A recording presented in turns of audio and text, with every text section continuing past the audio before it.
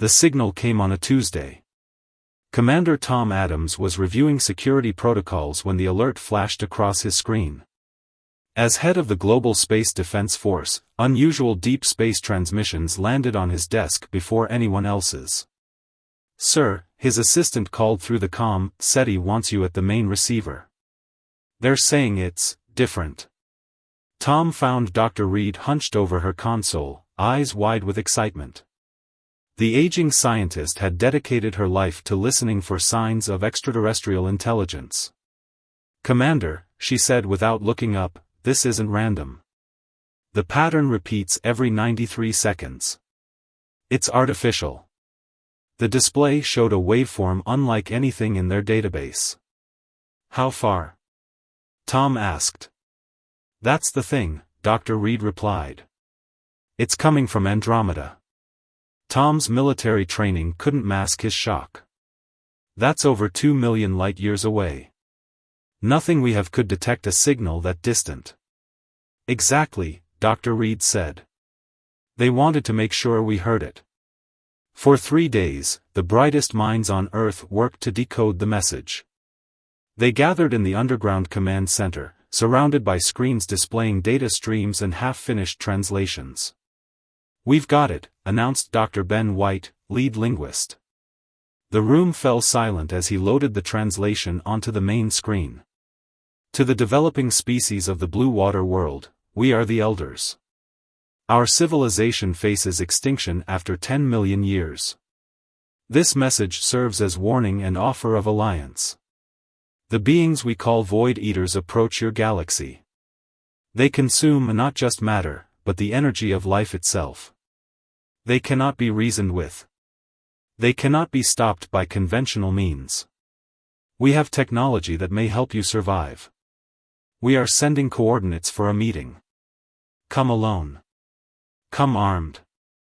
Trust no one until we have spoken. This message will repeat." The world leaders debated for weeks. Some wanted to ignore the message. Others demanded immediate military preparation for an invasion. A few brave voices suggested meeting the elders. In the end, humanity's curiosity won out. "The Defender is ready, sir," reported Jane Miller, Tom's second-in-command. The ship represented Earth's finest technology, part research vessel, part warship. Tom looked at his hand-picked crew, scientists, soldiers, and diplomats from every continent. "We're about to make first contact with an alien species that claims another alien species wants to eat us. Any questions?" A young technician raised his hand. "What if it's a trap, sir?" "Then we spring it," Tom replied. "Better us than Earth." The UN Secretary-General gave a grand speech about humanity's step into a larger universe. The religious leaders offered blessings. The military commanders reviewed contingency plans one last time. As the Defender prepared to jump to light speed using the newly developed engines, Tom looked at the blue marble of Earth on his view screen. Everything humanity had ever known was on that small planet. "Jump sequence initiating," called the pilot. Tom took one last look at home. "Whatever's waiting for us out there," he whispered, "it better not threaten my planet." The stars stretched into lines, and the Defender vanished into the depths of space, carrying humanity's first ambassadors to meet the dying messengers of a distant galaxy. The Defender emerged from lightspeed at the edge of a dying star system. A red giant cast crimson light across the void, its outer layers already shedding into space. "Perfect place for a meeting," Jane Miller remarked, checking weapon systems. "Nobody comes to dying stars." Tom nodded. "Scan for any vessels." "Contact," announced the sensor officer. "Single ship, unknown design. 20,000 kilometers off our port bow." The view screen showed a vessel unlike anything human minds had imagined. It seemed built of crystalline segments that shifted and realigned as they watched. "They're hailing us," said the communications officer. Tom straightened his uniform. On screen, the image that appeared wasn't what anyone expected. The being looked almost human-like, but with skin that seemed translucent, revealing a network of luminous veins beneath. Its eyes held the weariness of ages.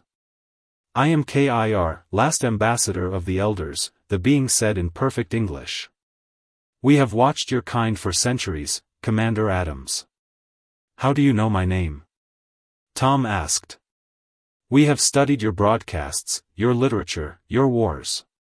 We needed to understand if you could be trusted." Kir's expression grew solemn. "My civilization is dying, Commander. After 10 million years of advancement, only a few thousand of us remain." Jane whispered to Tom, "I don't like this. They've been watching us." Tom silenced her with a gesture. "Tell us about these Void Eaters." Kir's form shimmered. "They are ancient, perhaps older than even the elders. They do not build or create. They only consume. First, they appeared as traders, offering technology. Then they began feeding, not on our bodies, but on our very life energy. Images appeared on screen, beautiful worlds reduced to barren rocks, entire star systems darkened. We tried to fight," Kir continued. "That was our mistake. They saw us as a threat and hunted us to near extinction. Now they have noticed your world's signals. Why help us?" Tom asked. "Why not save yourselves?" "We are beyond saving," Kir said simply. "But your species has something we've never seen before, a protective instinct that borders on ferocity. You might succeed where we failed." Kir's ship transmitted data. "These are designs for defensive shields and energy weapons. Implement them quickly." Dr. White examined the data. "This is incredible. Centuries beyond our technology." Jane pulled Tom aside. "Sir, this could be a trap. They admit they've been watching us. How do we know these Void Eaters even exist?" Tom studied Kir's ancient eyes. Something there spoke of genuine concern. "If you're lying," Tom said to Kir, "you've gone to extraordinary lengths." "I understand your caution," Kir replied. "Which is why." A blinding flash cut through space. Alarms blared across the Defender. "Unknown vessel," shouted the sensor officer. It just appeared from nowhere. The new ship was black as the space around it, visible only by the stars it eclipsed. It fired again, striking Kir's vessel. "Shields up," Tom ordered. "Battle stations." Kir's voice came through static. "They've found us. The Void Eaters are here." The data transfer from Kir's ship accelerated as the enemy vessel prepared to fire again. Tom made his decision. "Protect the Elder ship. Whatever happens, we need that technology." The Defender moved between the attacker and Kir's damaged vessel as the void of space erupted with energy. "Incoming," shouted Jane as the Void Eater vessel fired a beam of darkness that seemed to swallow light itself. The Defender shuddered as the attack struck its shields. Warning lights flashed across every control panel. "Shields at 60%, reported the tactical officer. "Whatever that was, it's like nothing in our database." Tom gripped his command chair. "Return fire. All weapons." The Defender's response surprised everyone, including the Void Eaters. Earth's engineers had built the ship with experimental weapon systems that no one had ever seen used in actual combat. Beams of concentrated energy struck the black ship, creating ripples across its surface. "They're vulnerable," Tom said. "Keep firing." On the communication screen, Kir looked shocked. "Your weapons, they're effective. How is this possible?" Tom didn't have time to explain that humanity had been preparing for alien threats since before they could travel to their own moon. Paranoia had its advantages. The Void Eater ship changed tactics, moving with impossible speed to attack Kir's vessel again. The Elder ship's defenses failed, and a section of its crystalline structure shattered into space. Their ship is critically damaged, Jane reported. Dock with the Elder vessel, Tom ordered. We need to complete the technology transfer and evacuate survivors if possible. Jane gave him a sharp look. Sir, that puts us at risk.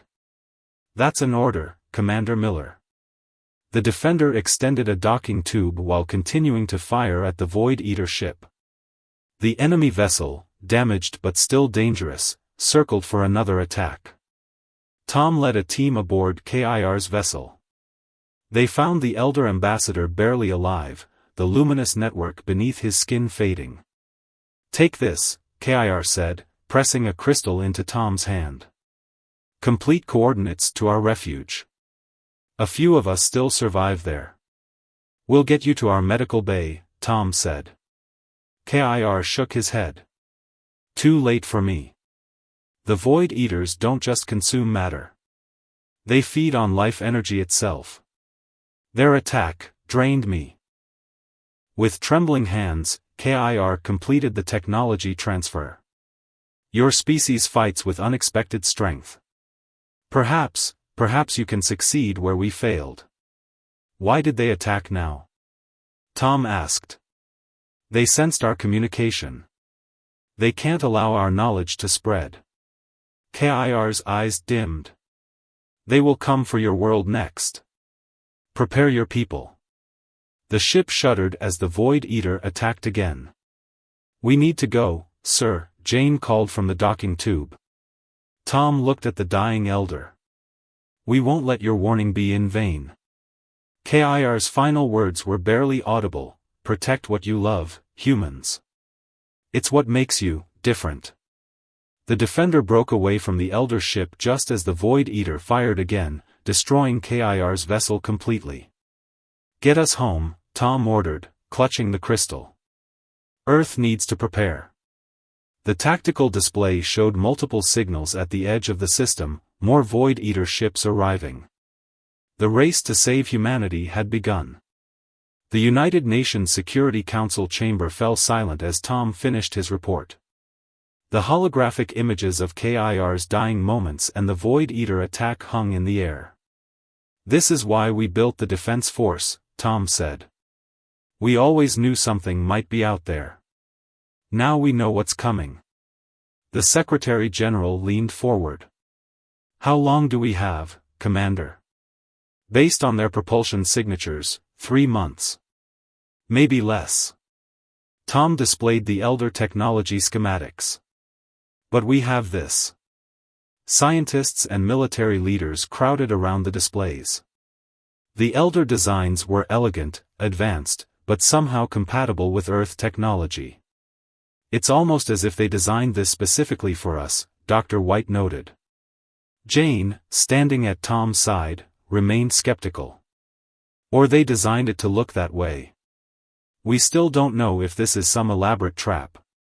The Void Eaters were real enough, Tom replied. Their attack wasn't staged. The debate lasted hours, but in the end, survival instinct won. Earth would fight. For the next 2 months, every factory, laboratory, and shipyard on the planet worked around the clock. The Elder Shield technology was integrated into defense satellites. Their energy weapons were mounted on military vessels. Tom, now promoted to Admiral, oversaw the creation of Earth's defense network from the newly constructed Orbital Command Station. Defense Grid Alpha is online, reported the chief engineer. We've surrounded the entire solar system. Jane, now his executive officer, examined the tactical display. Impressive, but will it be enough? Before Tom could answer, alarms blared. A sensor officer called out, multiple contacts at the edge of the solar system. Void Eater signatures. They're early, Tom said. Battle stations. The first engagement was brief but decisive. 3 Void Eater scout ships approached Neptune, only to be met by a barrage of Elder-enhanced weapons from hidden defense platforms. 2 enemy ships were destroyed. The third retreated. On the command station view screen, the image of a Void Eater appeared. Unlike KIR, This being seemed composed of shadow, its features constantly shifting, only its eyes remaining fixed, cold and hungry. "Humans," it said, its voice sending chills through the command center. "You possess elder technology. Surrender it and your planet will be spared. Resist, and we will consume every living thing in your system." Tom stepped forward. "We don't surrender to threats." The Void Eater's form rippled with what might have been amusement. "Then you will learn why the elders are nearly extinct." The transmission ended, and the tactical display lit up with hundreds of new contacts entering the solar system. The real battle for Earth was about to begin. While Earth's defenses engaged the Void Eater fleet, Tom led a small team on a critical mission. The Pathfinder, Earth's fastest scout ship, carried Tom, Jane, and a select crew toward the coordinates KIR had provided. "Are we sure about this?" Jane asked as they prepared to jump to lightspeed. "Earth is under attack, and we're leaving." Tom held up the crystal KIR had given him. "The Elder Refuge might have something that can end this war. Earth can hold out for 2 weeks with the defense grid." The Pathfinder's engines flared, and they vanished into the depths of space. 3 days later, they emerged in an unremarkable star system with a dim red dwarf sun. Nothing appeared special until they approached the third planet. "Sir," called the sensor officer, "there's some kind of cloaking field. The planet is disguised." As they passed through the field, a beautiful blue-green world appeared, surrounded by crystalline structures like those of KIR's ship, only vastly larger. "We're being hailed," announced the communications officer. On screen appeared another elder, older than KIR, with eyes that seemed to contain galaxies. "I am Moore, guardian of the last refuge," the elder said. "KIR told us you might come." The Pathfinder docked at a floating city in the planet's upper atmosphere. Inside, the remaining elders, perhaps 1,000 in number, went about their final days in quiet dignity. Their once powerful civilization now reduced to a single hidden outpost. Moore led Tom and Jane to a chamber filled with holographic displays. "For 10 million years, we explored and built. Then the Void Eaters came." "What are they, really?" Tom asked. "Cosmic parasites," Moore explained. "They feed on the energy that living beings generate. Intelligence is the richest food source. They've consumed thousands of civilizations. How do we stop them?" Jane asked, her skepticism finally giving way to the reality before her. Moore studied them closely. "Your species has something unique, a protective instinct that makes you fight fiercely for your home, your people. This makes your life energy naturally resistant to their feeding. Is that why our weapons worked against them?" Tom asked. "Yes. And it's why we believe you can succeed where we failed." Moore touched a control panel, revealing schematics for a weapon unlike anything they'd seen. "This can destroy the Void Eaters permanently, but must be deployed at the heart of their fleet." As Jane studied the weapon design, an alarm sounded throughout the refuge. "They found us," Moore said grimly. "KIR must have been tracked." On the view screens, Void Eater ships descended toward the planet. "Take the weapon plans and go," Moore urged. "We will cover your escape." "Come with us," Tom offered. "There's room." Moore shook his head. "Our time is ending. Yours is just beginning." As the Pathfinder prepared for emergency departure, Tom watched the elders activate ancient defenses, sacrificing themselves to give humanity a chance to survive. The Pathfinder emerged from lightspeed into chaos. Earth's orbital defense grid flickered with constant weapons fire. The space around the planet was filled with debris from both human and Void Eater vessels. "Admiral Adams returning," Tom broadcast. "Requesting immediate landing at Central Command." The response came through static: "Negative, Admiral. Central Command was destroyed 6 hours ago. Redirect to backup site Omega." Tom and Jane exchanged grim looks. They had been gone only 8 days, but the war had progressed faster than anyone predicted. At Site Omega, buried deep beneath the Rocky Mountains, the remains of Earth's leadership gathered around the weapon plans Tom brought back. "Can we build it in time?" asked the Secretary General, her face haggard from sleepless nights. The chief scientist nodded. "With the elder schematics, yes. But deployment is the problem. It must be triggered inside the Void Eater mothership." "Suicide mission," Jane said quietly. Tom studied the tactical displays. Earth's defenses were failing. Nearly a third of the planet's surface showed energy readings consistent with Void Eater feeding, dead zones where all life had been drained away. "We have no choice," Tom said. "I'll lead the strike team." As scientists rushed to build the weapon, Tom organized the remaining fleet for one final assault. Jane would command a diversionary attack while Tom led a small team to deliver the weapon. Just as preparations were complete, all communication systems activated simultaneously. The same shadowy Void Eater figure appeared on every screen worldwide. "Your resistance is remarkable," it said. "We offer you one final opportunity. Join us. Help us find other worlds to feed upon, and your planet will be spared further harm." Tom stepped forward. "Why would we trust you? You've already killed millions.